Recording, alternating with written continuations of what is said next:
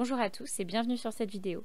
Au travers de cette présentation, nous allons tenter de vous présenter l'EIC et plus particulièrement les appels Pathfinder Challenges. Cette présentation sera donc dédiée au challenge Tools to Measure and Stimulate Activity in Brain Tissue ou en français dispositif pour mesurer et stimuler les tissus cérébraux. J'en profite pour vous présenter les différents membres du PCN Pathfinder. Donc je suis moi-même la coordinatrice Elsa Yurkizar et je suis accompagnée par mes deux collaborateurs, Chiara Molinelli et Laurent Vol, qui sont tous les deux dédiés à 40% sur ce PCN. En dessous, vous pouvez retrouver notre adresse email générique à laquelle vous pouvez nous joindre et ensuite notre lien pour notre page LinkedIn qu'on a en collaboration avec nos collègues du PCN Accélérateur. Au sommaire de cette présentation, on a donc deux grandes parties. Une première partie qui sera dédiée à l'architecture d'Horizon Europe et de l'EIC de manière plus générale pour en comprendre le contexte. Et une deuxième partie qui sera plus spécifique aux défis étudiés dans cette présentation et les enjeux qu'ils comportent. Avant tout, pour comprendre ce qu'est l'EIC et les appels Pathfinder Challenges, il faut avoir connaissance du programme cadre dans lequel il s'inscrit. Le programme cadre en question, c'est Horizon Europe. C'est un programme cadre tout récent. Il a commencé au 1er janvier 2021 et il prend la suite du programme cadre Horizon 2020. Donc peut-être que certains connaissent le programme cadre Horizon 2020. En tout cas, dans sa structure Horizon Europe, il ne change pas énormément, c'est-à-dire qu'on retrouve toujours trois piliers avec des objectifs différents. Le premier pilier, donc dans ce programme cadre de 7 ans à 25 milliards d'euros de budget, on retrouve des appels blancs, c'est-à-dire non thématiques, où les chercheurs et chercheuses peuvent présenter les sujets qui leur plaisent. Le pilier 2, donc avec un budget de 53,5 milliards d'euros pour les 7 ans, va avoir là des appels thématiques, donc ciblés sur des clusters, donc des thématiques scientifiques bien précises, avec des appels où les objectifs sont déjà ciblés. Et le dernier pilier, donc le pilier qui est plus dédié à l'innovation et à faire de l'Europe un leader mondial en termes d'innovation, on retrouve dans ces catégories le Conseil européen de l'innovation qui est une nouveauté de ce programme cadre. Et pour l'entièreté de ce pilier, on a donc un budget de 13,6 milliards d'euros. On a également un pilier qu'on dit transversal ou quatrième pilier, ça dépend, qui est là avec des thématiques plus larges et plus transversales pour un budget total de 3,4 milliards d'euros. Donc au sein de ce Conseil européen de l'innovation, comme on va le voir, il y a différents types d'appels à projets et selon le niveau de TRL, et c'est au sein de ces différents appels à projets qu'on retrouve les Pathfinder Challenges.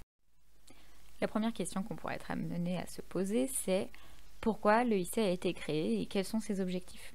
La réponse la plus simple, c'est celle que je vous ai dit précédemment, c'est-à-dire faire de l'Europe un leader en termes d'innovation au niveau international. Les objectifs de l'EIC, c'est de financer des innovations radicales à haut risque, créatrices de nouveaux marchés, c'est-à-dire des innovations rupture avec état d'art, qui ont donc un haut niveau de risque, mais qui sous-tendent donc un haut potentiel technologique. Cet aspect risque, c'est quelque chose qui peut ralentir les investisseurs privés, et donc les moyens que mettent en œuvre l'EIC et qui mettent à disposition des innovateurs, c'est aussi pour pouvoir dérisquer ces technologies-là et attirer ces investisseurs privés.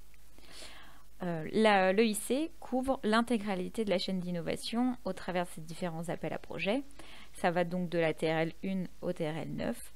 Et l'objectif là est aussi d'accompagner les différentes idées technologiques tout au long de cette chaîne et de combler le fossé qu'il y a entre le laboratoire et le marché. Ce fameux fossé, on l'appelle aussi la vallée de la mort, c'est entre le moment où il y a une validation au niveau laboratoire de la technologie et comment concrétiser ça à plus grande échelle pour une potentielle mise sur le marché à terme. L'EIC a aussi pour objectif d'accélérer la croissance de ces entreprises à haut potentiel et donc de soutenir de manière plus générale les meilleurs innovateurs de l'Union européenne. Maintenant, la question est de savoir comment est mis en œuvre l'EIC et comment il se concrétise. Donc tout d'abord, le budget pour l'EIC, pour ces 7 ans, c'est 10,1 milliards d'euros. Et c'est sous-divisé en différents programmes de travail annuels. Et donc pour cette année de 2021 qui nous intéresse, on a un budget de 1,51 milliard d'euros pour tous les appels de l'EIC confondus. On a des appels qui sont bottom-up ou aussi dits blancs, c'est-à-dire pas thématiques, et des appels top-down qui sont donc là thématiques avec des objectifs précis. L'objectif donc de l'EIC est de détecter et de développer des innovations de rupture très technologiques, donc qui ont donc la particularité d'être risquées et d'être en rupture avec l'état de l'art. Il y a un point d'honneur qui est mis sur la deep tech et sur des investissements à long terme, et on va plus particulièrement cibler des innovations qui ont des axes multidisciplinaires et multisectoriels.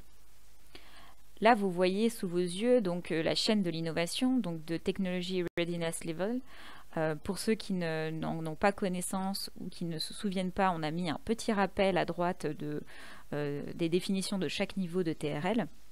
En tout cas, ce qu'il faut retenir, c'est que TRL 1, c'est l'émergence de l'idée dans l'esprit du chercheur, et TRL 9, c'est la mise sur le marché et la concrétisation d'une technologie. Alors, nous, ce qui nous intéresse ici, c'est les appels Pathfinder. Mais il faut savoir que, comme j'ai pu le dire précédemment, l'EIC couvre toute l'échelle de l'innovation, donc de la TRL 1 à TRL 9. Et les Pathfinder, c'est des TRL plutôt bas, c'est-à-dire qu'on va se positionner sur la recherche exploratoire, majoritairement, sauf contre-indication dans le challenge spécifique. Et ces challenges-là, donc, et ces appels Pathfinder vont avoir pour objectif d'arriver à un TRL 3-4, c'est-à-dire une preuve de concept ou une validation en laboratoire de la technologie. Les Pathfinder, il y a donc les Pathfinder Open, c'est-à-dire des bottom-up, comme on disait, des appels blancs, et les Pathfinder Challenges qui nous intéressent dans cette présentation, qui sont des appels top-down, c'est-à-dire thématiques. Cette année, donc dans le programme de travail annuel 2021, il y a 5 challenges différents sur des thématiques de recherche bien précises, et nous allons voir dans cette présentation plus en détail le défi concerné. On va regarder maintenant quelle est la distinction entre les Pathfinder actuels et ce qui était l'équivalent des anciens Pathfinder sous H2020, c'est-à-dire les FET. Les FET, c'était les Future Emerging Technology. Donc on a vraiment un nouveau design, comme on a pu en parler précédemment, qui se concrétise sous l'EIC pour avoir une cohérence en termes d'accompagnement et de financement de l'innovation. On a aussi un nouveau système d'évaluation qui est bien distinct entre Pathfinder ou aussi Transition, mais aussi entre Pathfinder Open et Pathfinder Challenges. Et ce système d'évaluation qui est distinct se matérialise aussi par la grande nouveauté qui est le management actif par portfolio. Alors, qu'est-ce que le management actif par portfolio ou par portefeuille de projet si on préfère? C'est qu'il y a maintenant au niveau de la Commission européenne des programmes managers et chaque programme manager est responsable d'un portefeuille de projet. Ces différents projets sous un même portefeuille ont un ou des objectifs en commun sur une thématique bien précise. Les Pathfinder Challenges en sont la preuve. Vous postulez sur un challenge bien précis, vous serez amené à travailler en synergie avec tous les autres projets qui seront acceptés sur cet objectif-là et sur ce challenge-là. Le programme manager, son rôle, c'est déjà de participer à l'évaluation des différentes propositions pour sélectionner son portefeuille. Donc, il a un rôle très important dans le système d'évaluation. Mais c'est aussi la personne qui va coordonner et qui va diriger les différentes actions des projets, qui peut réorienter et donner son avis sur les actions à entreprendre. Donc on a vraiment maintenant un management qui est très proactif. On n'est plus avec des projets individuels qui avancent chacun de leur coin. On va essayer de concrétiser une réelle synergie entre les différents projets financés sur un même objectif. On a également maintenant des possibilités de financement additionnel qu'on pourra avoir plus précisément par la suite. Et on a maintenant aussi, dans cette idée d'accompagnement de la technologie et de donner les moyens aux innovateurs, un service qui s'appelle les services d'accompagnement, qui est aussi appelé donc en anglais Business Accelerator Services. On va y revenir plus tard pour entrer un peu dans les détails de ce qui pourrait être proposé. Ce qui peut être intéressant à regarder plus en détail, c'est quel est le rôle plus précisément de ces différents programmes managers qui vont quand même jouer un rôle clé au niveau des futurs potentiels projets que vous allez avoir, mais également aussi dans la mise en œuvre de l'EIC de manière plus générale. Alors, chaque programme manager est en charge des différentes feuilles de route technologiques de son portfolio. C'est-à-dire qu'il peut être amené à dire dans quelle direction continuer, il peut également réorienter, suspendre ou même terminer un projet s'il ne s'avère plus du tout pertinent dans le cadre de son portefeuille. Il peut être aussi à l'initiative de demandes de changement dans le programme d'un des projets qu'il porte, ou encore demander l'accès à des services d'accompagnement ou à la préparation d'un dépôt d'un autre financement comme l'accélérateur ou tout autre financement qui lui semble pertinent. Il peut arriver également que des projets Pathfinder Open, donc issus d'appels blancs, rejoignent le portfolio dans lequel vous êtes et dont il est en charge ou elle est en charge pour des actions comme des réunions, du partage de données ou toute autre action qui semble pertinente dans les objectifs du portfolio dont vous faites partie. La feuille de route d'un portfolio est amenée à évoluer avec le temps. Il peut impacter notamment les attendus des différents projets concernés. Les évolutions se font de manière collégiale entre le programme manager et les différents porteurs de projets, mais il faut bien avoir en tête qu'entre le démarrage d'un projet et la fin du projet en question, il peut y avoir de grandes différences et de grandes évolutions qui peuvent être apportées par ce fameux programme manager. On va maintenant regarder plus en détail ce défi précisément. La première chose à savoir, c'est que le programme manager de ce challenge, c'est Enrique Claverol Tintouré. On vous a remis l'appel précis, le numéro de référence de cet appel, juste en dessous. La première chose à savoir, c'est le contexte de cet appel. Il existe en effet actuellement des appareils permettant de restaurer les patterns normaux de l'activité cérébrale via la stimulation, mais il y a encore de vraies limitations à ces technologies.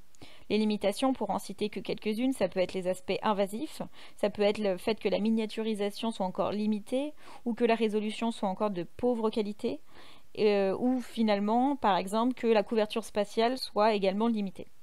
Ce ne sont bien sûr que des exemples et vous retrouverez tous les détails sur le Challenge Guide qui est en bas de cette diapositive et qu'il faut absolument lire avant de soumettre sa proposition et avant même de construire et de finaliser son projet. Mais en regardant l'état actuel, l'état de l'art actuel des microélectroniques et des microfabrications, il y a un réel potentiel qui pourrait permettre de développer de nouveaux appareils neuraux. Et même quand on regarde plus précisément, ce progrès pourrait amener à la découverte de nouveaux principes physiques qui permettraient des activités de monitoring ou de nouvelles activités de modulation. Ce qu'il faut savoir sur ce défi également, c'est qu'il est divisé en 2 sous-défis précis. Il y a l'obligation de répondre à l'un des deux, et nous allons donc les voir sur les prochaines diapositives. Le premier de ces 2 sous-défis a pour objectif de développer un prototype totalement fonctionnel. Et selon la pertinence de l'appareil ou de l'instrument, il faut que vous ayez également démontré son efficacité et sa sûreté sur des modèles animaux. Alors, ce nouvel instrument, il doit d'abord répondre aux problématiques citées dans le guide, mais il doit également répondre à un besoin clinique important. Toutes ces informations, vous les retrouvez dans le guide du challenge, donc c'est pour ça qu'il est vraiment important que vous le lisiez, que vous en imprégniez avant de finir votre projet, de le finaliser. À quelles questions et qu'est-ce qui doit être retranscrit dans votre projet? Alors, il faut d'abord que vous arriviez à démontrer que la technologie proposée serait potentiellement acceptée par les patients et cliniciens. C'est-à-dire, quel est l'avantage clinique comparé aux solutions existantes? Est-ce pertinent en termes de coût-avantage? Est-ce que les patients sont susceptibles de l'adopter? Ça, c'est des questions auxquelles il faut que vous répondiez au sein de votre projet. Il faut également que vous établissiez le chemin technologique le plus rapide, c'est-à-dire de l'idée à une preuve de concept fonctionnel de l'appareil. Le troisième point, c'est aussi prouver la faisabilité du projet en respectant le temps et le budget demandé. Donc, il y a une cohérence entre le temps et le programme de travail que vous proposez, le budget, donc les besoins financiers que vous demandez, et la temporalité, c'est-à-dire qu'à la fin de votre projet, il faut effectivement que ce prototype soit totalement fonctionnel. Il faut également que vous preniez en compte les potentiels besoins en termes de régulation. Donc, il faut que vous gardiez en tête ces futures problématiques de régulation et que ce soit bien retranscrit dans votre programme de travail. Après, vous n'avez pas besoin non plus de faire une recherche en profondeur, mais il faut bien que vous démontriez que vous avez fait attention aux détails qui sont pertinents dans le cadre du développement de votre technologie et pour de potentielles futures approbations ou certifications dont vous auriez besoin. Et puis finalement, il faut que vous mettiez en place des tests de sûreté qui servent tout simplement à prouver que les potentielles questions de sûreté ont été prises en considération, mais aussi pour prouver la fiabilité de votre technologie. Finalement, ce qu'il faut retenir pour ce sous-défi, c'est que les projets qui vont être retenus dans le cadre de ce sous-défi doivent être construits sur des preuves scientifiques préexistantes et ils doivent mettre en place un programme de travail technologique crédible. Donc, c'est-à-dire que ce sous-défi ne traite pas de recherche exploratoire ou de modèles qui n'ont jamais été encore testés. Il faut absolument qu'il se base sur des preuves préexistantes permettant d'atteindre l'objectif atteint. Donc, il faut bien considérer la durée du projet et le fait de devoir créer un prototype fonctionnel. Ce sous-défi numéro 2, cette fois-ci, vise à découvrir de nouveaux principes de monitoring ou de modulation de fonction, alors toujours à des fins thérapeutiques, et il faut que ces nouveaux principes répondent aux obstacles actuels. Alors les obstacles actuels, ils sont variés, ils sont tous présentés dans le guide. Pour vous en citer quelques-uns, ça peut être par exemple pour les technologies invasives, la taille de l'appareil, la complexité de l'opération ou même les risques d'implantation. Et pour les technologies autres qu'invasives, ça peut être également l'accès limité aux structures du cerveau profond. En tout cas, ce qu'il faut garder en tête, c'est que ces nouveaux principes doivent viser à réaliser des améliorations substantielles au regard des technologies actuelles. Par exemple, améliorer la résolution spatiale des techniques non invasives, ou encore la résolution temporelle, la sélectivité du type cellulaire, de l'accès au cerveau profond avec une granularité fine, etc., etc. Il faut, au travers de votre projet, que vous exposiez donc un fondement scientifique viable pour présenter votre nouvelle approche. Ce fondement scientifique, il doit donc se baser sur des données expérimentales préexistantes ou au moins sur de solides analyses théoriques. Vous devez également développer la technologie requise pour tester le nouveau concept si besoin est. Il faut également réaliser des travaux expérimentaux qui cherchent à démontrer que le monitoring ou la modulation de l'activité des tissus neuronaux est viable avec la technologie que vous proposez au travers de votre projet. Et puis finalement, il faut aussi que vous optimisiez la technologie et que vous fournissiez la technologie sous une forme permettant à la communauté par la suite de la reproduire facilement et de la réutiliser pour qu'elle soit utile pour de futurs projets visant le développement d'appareils. Alors, malgré la nature plus exploratoire de ce sous-défi, les candidats doivent dérisquer au maximum les projets proposés. Il faut également garder en tête que les propositions qui ne répondent qu'au sous-défi numéro 2, donc celui-ci, le guide parle tout d'abord de la constitution d'un consortium, où dans ce consortium, chaque partenaire explorerait des principes différents et novateurs parallèlement. Et à la fin, le but serait donc de maximiser les chances de pouvoir démontrer la faisabilité d'au moins un de ces principes. Pour les propositions qui répondent à la fois aux sous-défis 1 et 2, les recherches exploratoires ne doivent pas être cruciales pour la réalisation et la création et la mise en place du prototype de l'appareil instrument en développement. Il ne serait pas acceptable, par exemple, de proposer le développement d'un appareil qui repose sur des principes innovants mais non prouvés. Par contre, il est tout à fait possible d'inclure une tâche dans le plan de travail ayant pour but de tester un nouveau principe et qui, en cas d'échec, ne mettrait pas en péril les objectifs du projet, c'est-à-dire le développement de cet appareil ou de cet instrument. Nous allons donc maintenant regarder comment se déroule le système d'évaluation pour cet appel-là. C'est un système d'évaluation qui est en 2 étapes. Vous allez donc constituer votre proposition et votre projet que vous allez soumettre sur le portail de la commission avant la deadline. Et à la suite de ça, cette proposition va être envoyée à des experts évaluateurs qui vont individuellement et à distance évaluer votre proposition selon des critères d'évaluation. Il y a 3 grands critères d'évaluation pour lesquels il faut obtenir une certaine note, un seuil, et dépasser ce seuil pour pouvoir être considéré en 2e étape. Si vous dépassez ce seuil sur chaque critère, vous serez donc considéré automatiquement en 2e étape et votre proposition sera amenée devant le comité d'évaluation.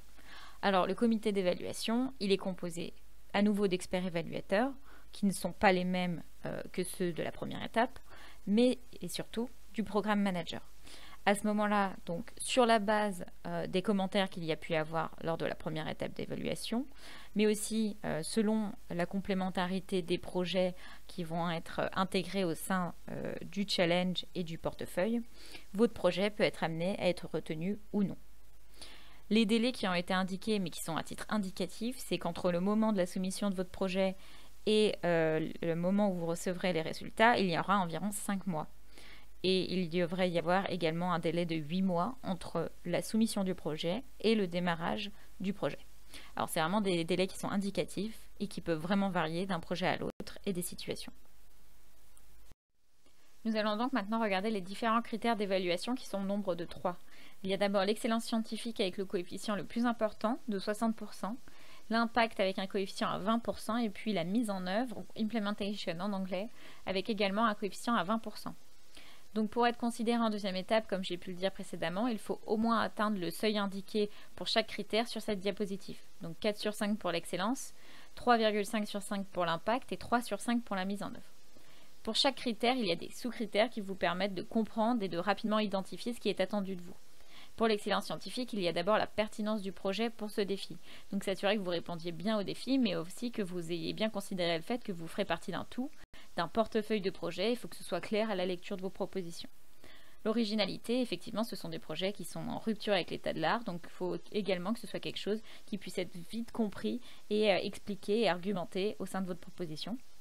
Et la faisabilité de votre méthodologie, donc ce sont des projets qui sont en rupture avec l'état de l'art, donc à haut risque. Mais il faut bien montrer que ce risque a été géré et qu'il est bien considéré. Et il faut également qu'il y ait une cohérence entre les objectifs que vous fixez, la temporalité et donc la méthodologie que vous proposez. Il y a ensuite l'impact potentiel. Donc quand on parle d'impact à court terme, à long terme, dans votre domaine scientifique, mais surtout l'impact sociétal et économique. C'est quelque chose qui est important pour la Commission européenne. Il faut que cet impact soit bien argumenté, soit quantifiable et donc soit crédible aux yeux des évaluateurs. Il y a également le potentiel en termes d'innovation. Alors quand on parle de potentiel en termes d'innovation, la question c'est est-ce que les mesures que vous proposez quant à la protection des potentiels résultats est adéquate? Parce que l'objectif à terme, c'est de transformer ces résultats en une innovation. Donc il faut que ce soit quelque chose qui soit bien décrit et considéré. Il y a également la communication et la dissémination. Donc ça, ce sont des points qui sont également au cœur d'Horizon Europe. Donc c'est une communication et une dissémination auprès de vos pairs, au sein de votre communauté scientifique ou différentes communautés scientifiques, mais aussi auprès du grand public et auprès de potentiels investisseurs. Donc ça, c'est quelque chose qu'il faut bien mettre au cœur de votre stratégie et de votre méthodologie de projet. La mise en œuvre, on a d'abord la qualité de l'équipe. Alors quand on parle de qualité de l'équipe, on parle également des individus qui sont amenés à travailler sur le projet, leur expertise, quel rôle ils ont et quelle est leur importance, mais aussi la qualité du consortium. Quand il y a effectivement un consortium, il faut que chaque partenaire ait un rôle précis et que cela soit bien expliqué au sein de votre programme de travail. Donc il y a également, en deuxième point, le plan de travail, le programme de travail, les livrables que vous proposez, mais aussi les échelons. Il faut que ce soit bien construit et bien compréhensible, et donc ça montre aussi la pertinence de votre projet et le management géré et raisonné de votre projet. Et puis finalement, il y a l'allocation des ressources, donc une cohérence entre vos objectifs, la temporalité, les ressources que vous demandez en termes budgétaires et la description de ce budget. C'est quelque chose qui va être aussi étudié et analysé attentivement. Donc ces trois critères, on les retrouve en fait de la section 1 à 3 de votre partie B, qui a un maximum de 25 pages et qui est en fait le cœur même de votre proposition. Une des premières choses à faire avant de présenter votre projet, c'est de regarder et de vérifier les conditions d'éligibilité pour cet appel-là. On vous a mis pour rappel la deadline, qui est le 27 octobre 2021 à 17 h. Donc déjà, il faut savoir sous quelle forme vous pouvez présenter votre projet. Votre projet, il y a trois options. Il peut être porté par une seule entité. Ça peut être un projet donc mono-bénéficiaire. Cette entité peut être une université, un organisme de recherche, une start-up, une PME ou une personne physique. Vous pouvez également présenter votre projet en le portant via un consortium de 2 entités légales, mais il faut que ces 2 entités légales soient issues de 2 pays différents.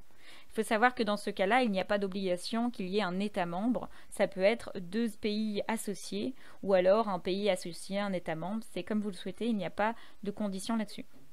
Et sinon, vous pouvez tout simplement respecter les règles standards sous Horizon Europe, c'est-à-dire un consortium d'au moins 3 entités légales différentes issues de 3 pays différents. Et il faut que parmi ces 3 pays différents, il y ait au moins cette fois-ci un État membre. Donc la France peut par exemple être considérée comme l'État membre dans ce consortium. Alors combien en termes de budget? Le montant qui est donné à titre indicatif, c'est 4 millions par projet. C'est à titre indicatif dans le sens où vous pouvez demander plus, mais il faut vraiment que ce soit justifié et que ce soit expliqué. Ça peut être notamment lié à votre domaine scientifique ou aux ambitions de votre projet. Et la durée, alors la durée est effectivement pas non plus précisée. On a mis une durée assez large, une fourchette assez large pour que ce soit plutôt indicatif, donc de 36 à 60 mois. Mais ce qu'il faut garder en tête, comme j'ai pu le dire précédemment, c'est qu'il y ait une cohérence entre votre méthodologie, le programme de travail que vous présentez et la durée du projet. Quels sont les petits plus de l'EIC Pathfinder Challenge? Tout d'abord, vous pourriez avoir accès durant votre projet à des financements additionnels qui vont jusqu'à 50 000 €. Ces financements additionnels, ils sont là pour vous permettre d'entreprendre des activités complémentaires. Ces activités complémentaires, c'est souvent dans le but d'explorer de potentiels chemins vers une commercialisation. Ça peut être identifier des processus de commercialisation, faire des études de marché, vérifier le potentiel d'innovation de votre technologie. Vous pourrez aussi avoir accès au Business Accelerator Services. On va le voir précisément sur la slide suivante. Et puis finalement, en étant lauréat EIC Pathfinder Challenge, vous êtes aussi éligible à l'EIC Accelerator via le Fast Track. Ça vous permet d'avoir une sorte de raccourci potentiel et d'aller directement sans passer par la case EIC Transition. On va maintenant regarder plus en détail ce que sont ces services d'accélération de business, ou en anglais Business Accelerator Services. Donc ces services-là, ils ont bien sûr pour but de vous permettre d'avancer la maturation de votre technologie, et ils sont aussi une nouveauté d'Horizon Europe, et vous allez pouvoir en bénéficier en tant que lauréat Pathfinder Challenge. Il se décompose en 3 grands axes. Un premier axe qui vous donne accès à du coaching, à des expertises, à des formations personnalisées selon vos besoins. Ça vous donne également accès à un réseau de partenaires internationaux pour de futures potentielles collaborations. Et puis, c'est également une porte d'entrée dans l'écosystème européen de l'innovation. Au-delà de simplement fournir des services, ces services-là d'accélération de business, ils vont aussi se composer par les utilisateurs et par les interactions qu'ils vont générer. Et pour finir, on vous a mis quelques liens qui nous semblent très utiles au-delà de la lecture du simple Get Challenge. Il y a donc tout d'abord 2 webinaires qui sont très pertinents. Le webinaire qui a été fait par le ministère au niveau national pour le lancement de l'EIC et le webinaire qui a été fait cette fois-ci par la Commission européenne qui peuvent être très intéressants à visionner avant de soumettre votre proposition. Il y a également un lien pour le PDF du Work Programme de l'EIC de 2021, ou aussi en français Programme de travail. Vous retrouverez toutes les informations sur les Pathfinder Challenges, mais surtout sur l'EIC de manière générale, comment il s'articule, quels sont les objectifs, et ça peut être un bon moyen d'avoir une compréhension plus globale sur comment articuler votre projet pour vous intégrer dans cette vision-là. Et puis finalement, on vous a mis le lien du portail de la Commission européenne où vous ferez toutes vos démarches pour soumettre votre proposition et uploader tous les documents qui sont demandés. On arrive à la fin de cette présentation. On espère vraiment que ça vous a plu et que ça a pu être utile. On vous remercie également d'avoir suivi cette vidéo. En attendant, on va également organiser un webinaire qui sera plus global sur les différents Pathfinder Challenges. Donc pour suivre l'actualité du PCN, n'hésitez pas à vous rendre sur le site du ministère dédié à Horizon Europe. Et en attendant également, n'hésitez pas à nous faire des retours sur ce qui vous a plu ou ce qui vous a manqué dans ces présentations. Et sinon, je vous souhaite à tous une très bonne journée.